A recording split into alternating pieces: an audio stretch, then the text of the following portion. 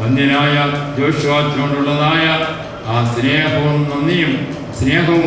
അതുപോലെ തന്നെ അർപ്പിച്ചുകൊണ്ട് ഈ സമ്മേളനത്തിലേക്ക് അദ്ദേഹത്തെ സ്വാഗതം ചെയ്യുകയാണ് ചെയ്യുന്നത്. ഇവിടെ നമ്മുടെ ഹൃദയത്തിന് സന്തോഷവും അതുപോലെ തന്നെ മനസ്സിന് സുഖവും നൽകുന്നതായ സംഗീതം കേൾക്കുന്നതിന് സാധിക്കുകയുണ്ടായി. പത്തനംതിട്ട ബേത്തിൽ അരമന കേന്ദ്രമാക്കി പ്രവർത്തിക്കുന്നതായ സെൻറ് തോമസ് മിഷൻ ടീം അത് ഈ കേരളത്തിൽ മാത്രമല്ല, കേരളത്തിന് പുറത്തും വിദേശ രാജ്യങ്ങളിലും അവരുടെ പ്രവർത്തനങ്ങൾ നടത്തുന്നു. അവരുടെ പ്രവർത്തനം എല്ലാ പ്രകാരത്തിലും എല്ലാവർക്കും അനുഗ്രഹകരമായി തീരുന്നതിന് വേണ്ടി ഇവിടെ സന്നിഹിതരായിരിക്കുന്ന ഏവരും പ്രാർത്ഥിക്കുകയും ചെയ്യും. ഈ സെൻറ് തോമസ് മിഷൻ ടീമിനെ പെരുമല സെമിനാരികൾ നടത്തുന്നതായ പെരുമല തിരുമേനിയുടെ മധ്യസ്ഥതയിൽ ഇവിടെ ഈ ഗാനശുശ്രൂഷ നടത്തുന്നതിന് എത്തിച്ചേർന്നതിൽ വളരെയേറെ സന്തോഷവും അവർക്കുള്ളതായ സ്വാഗതവും ഈ അവസരത്തിൽ അറിയിക്കുകയാണ് ചെയ്യുന്നത്. അതോടൊപ്പം തന്നെ ഇവിടെ ഈ ധ്യാന പ്രസംഗത്തിനും മധ്യസ്ഥ പ്രാർത്ഥനയ്ക്കുമായിട്ട് വന്നു ചേർന്നിരിക്കുന്നതായ വിഭജനം വളരെ ഈ വന്നിട്ടുള്ളതായ വിശ്വാസികളായ സഭാംഗങ്ങളോടും അതുപോലെ തന്നെ സഭയുടെ വ്യവസ്ഥയിൽ ഉൾപ്പെടാത്ത ആളുകളും പല ദേശങ്ങളിൽ നിന്നും നാട്ടിൽ നിന്ന് എത്തിയിട്ടുള്ളതായ എല്ലാവരെയും ഇതിലേക്ക് ഈ പെരുമല തിരുമേനിയുടെ മധ്യസ്ഥതയിൽ അഭയം പ്രാപിച്ചുകൊണ്ട് സ്വാഗതം ചെയ്യുകയാണ് ചെയ്യുന്നത്. ഇവിടെ സന്നിഹിതരായിരിക്കുന്ന എല്ലാവർക്കും, ഇവിടെ പ്രവർത്തിക്കുന്നവർക്കും മാധ്യമക്കാർക്കും അതുപോലെ തന്നെ മറ്റുള്ള എല്ലാവർക്കും സ്വാഗതം ആശംസിക്കുകയും ചെയ്തുകൊണ്ട് പരിശുദ്ധനായ പിതാവിൻ്റെ മധ്യസ്ഥതയിൽ ഏവരും ഇവിടെ പ്രാർത്ഥനയോടുകൂടി സന്നിഹിതരായി നമ്മുടെ ധ്യാനപ്രസംഗം നടത്തുന്നതായ ബഹുമാനപ്പെട്ട ജോഷുവാച്ചൻ്റെ പ്രഭാഷണം എത്രയും അനുഗ്രഹകരമായി തീർന്നതിന് വേണ്ടി പ്രാർത്ഥിക്കുകയും ചെയ്യണമെന്ന് ഓർപ്പിച്ചുകൊണ്ട് എല്ലാവർക്കും ഒരിക്കൽ കൂടി സ്വാഗതം ആശംസിക്കുന്നു.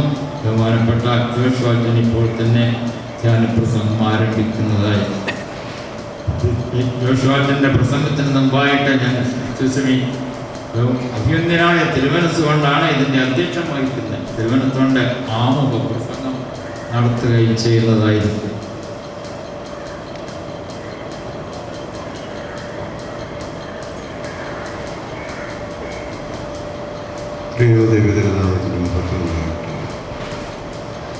ബഹുമാനപ്പെട്ട ജോഷുവാച്ചൻ, പ്രിയപ്പെട്ട വൈദിക ശ്രേഷ്ഠരെ, ഇവിടെ സന്നിഹിതരായിരിക്കുന്ന സഭാവിശ്വാസികൾ, പരിശുദ്ധനായ പെരുമല തിരുമേനിയുടെ ജീവിതം മുഴുവനും ഒരു ധ്യാന ശൈലിയായിരുന്നു എന്ന് നമുക്ക് എല്ലാവർക്കും അറിയാം. അദ്ദേഹത്തിൻ്റെ 107-ാം ഓർമ്മപ്പെരുന്നാൾ ആചരിക്കുന്ന ഈ സമയം പെരുമല തിരുമേനിയുടെ ജീവിതശൈലിയിൽ നിന്ന് പടർത്തിയെടുക്കാവുന്നതായ ധ്യാനചിന്തകളും നമുക്ക് ഇന്ന് ഏറ്റവും ശ്രേഷ്ഠ ഗുരുവായിരിക്കുന്ന ബഹുമാനപ്പെട്ട ജോഷുവാച്ചൻ നൽകും. നമുക്ക് പ്രാർത്ഥനാപൂർവ്വം അത് ശ്രദ്ധയോടെ കേട്ടിരിക്കാം. ദൈവം നമ്മെ അനുഗ്രഹിക്കും.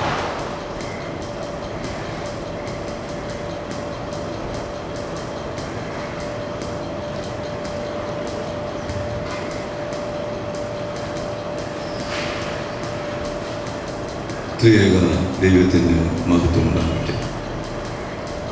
അഭിമന്യ തിരുമേനി, വന്യ വൈദിക സഹോദരങ്ങളെ, കർത്താവിൽ ഏറ്റവും സ്നേഹിക്കപ്പെട്ട പ്രിയപ്പെട്ട ഏവരുമേ, ഇന്ന് നമുക്ക് ലഭിച്ചിരിക്കുന്ന ഒരു വലിയ സന്ദർഭമാണ്. പരിശുദ്ധൻ്റെ കബറിടത്തിൻ്റെ സമീപത്തിൽ അല്പസമയം ദൈവവചനത്തിൽ നിന്ന് ചിന്തിക്കുവാനും ധ്യാനിക്കുവാനും പ്രാർത്ഥനയിൽ ചെലവിടുവാനും ലഭിച്ചിരിക്കുന്ന അനർഘ നിമിഷങ്ങളാണ് എന്ന് ഓർത്ത് ദൈവത്തെ നമുക്ക് സ്തോത്രം ചെയ്യാം. ഇത് ദൈവവിളി ധ്യാനം എന്നാണ് എന്നോട് ഇതിൻ്റെ ഭാരവാഹികൾ ഓർമ്മപ്പെടുത്തിയത്. എന്ത് അതിൻ്റെ പ്രസക്തി എന്ന് എനിക്ക് അന്നേരം ചിന്തിച്ചില്ല. ഏതായിരുന്നാലും ഞാൻ ഇന്ന് നിങ്ങളുമായി പങ്കുവയ്ക്കുവാൻ ആഗ്രഹിക്കുന്നത് ദൈവം ഒരു വ്യക്തിയെ വിളിക്കുന്ന വിഷയത്തെക്കുറിച്ചാണ്. എങ്ങനെ ആ വ്യക്തി കർത്താവിൻ്റെ വിളിക്ക് ഉത്തരം നൽകി എങ്ങനെ പ്രതികരിച്ചു എന്നുള്ളത് നമ്മുടെ ചിന്തയിലും നമ്മുടെ അനുഭവത്തിലും വരുത്തുവാൻ വേണ്ടിയിരിക്കുന്ന കാര്യമാണ്. ആ വ്യക്തിയെപ്പറ്റി നാം വായിക്കുന്നത് മത്തായിയുടെ സുവിശേഷം 9-ാം അധ്യായത്തിൽ നാം ഇങ്ങനെ വായിക്കുന്നു. 9 മുതലുള്ള വാക്യങ്ങൾ. മത്തായിയുടെ സുവിശേഷം 9-ാം അധ്യായം 9 മുതലുള്ള വാക്യങ്ങളിലാണ് നാം ഇത് വായിക്കുന്നത്. യേശു അവിടെ നിന്ന് പോകുമ്പോൾ മത്തായി എന്നു പേരുള്ള ഒരു മനുഷ്യൻ ചുങ്കസ്ഥലത്ത് ഇരിക്കുന്നത് കണ്ടു. എന്നെ അനുഗമിക്കുക എന്ന് അവനോട് പറഞ്ഞു. അവൻ എഴുന്നേറ്റ് അവനെ അനുഗമിച്ചു. ഈ ആളിൻ്റെ പേരും സ്ഥലവും അതുപോലെ തന്നെ കുടുംബത്തെ പറ്റിയും മറ്റുമൊക്കെ കൂടുതലായ ചില വിവരങ്ങൾ നമുക്ക് സുവിശേഷങ്ങളിൽ ലഭിക്കുന്നുണ്ട്. ആദ്യത്തെ 3 സുവിശേഷങ്ങളും നാം പരതി നോക്കുന്ന സമയത്ത് ഈ ആളിനെ പറ്റി കൂടുതൽ വിവരം നമുക്ക് ലഭിക്കുന്നു. ഇദ്ദേഹം തന്നെ എഴുതുന്ന സുവിശേഷത്തിൽ സ്വയം വെളിപ്പെടുത്തുന്നത് ചുങ്കക്കാരൻ മത്തായി എന്നാണ്. 12 അപ്പോസ്തലന്മാരുടെ പട്ടിക നിരത്തുന്ന സമയത്ത് 10-ാം അധ്യായത്തിൽ 12 അപ്പോസ്തലന്മാരുടെ പേരുകൾ വരുമ്പോൾ ഇദ്ദേഹത്തിൻ്റെ പേര് സ്വയം മത്തായി എന്നുള്ളത് ചേർത്ത് പറയുന്നത് ചുങ്കക്കാരൻ മത്തായി എന്നാണ്. ഒരുപക്ഷെ നമ്മുടെ നാട്ടിലുള്ള ആരെങ്കിലും ഷാപ്പ് കോൺട്രാക്ടർ ഉണ്ടെങ്കിൽ ഷാപ്പുകാരൻ തോമ എന്ന് സ്വയം പറയുന്നത് പോലെയാണ് ഈ ചുങ്കക്കാരൻ മത്തായി എന്ന് സ്വയം അദ്ദേഹം വിശേഷിപ്പിക്കുന്നത്. എനിക്കത് വളരെ വിചിത്രമായി തോന്നി. മറ്റൊരാൾ പറയുന്നതല്ല, അദ്ദേഹം തന്നെ തന്റെ സുവിശേഷത്തിൽ രേഖപ്പെടുത്തുന്നത് ചുങ്കക്കാരൻ മത്തായി എന്നാണ്.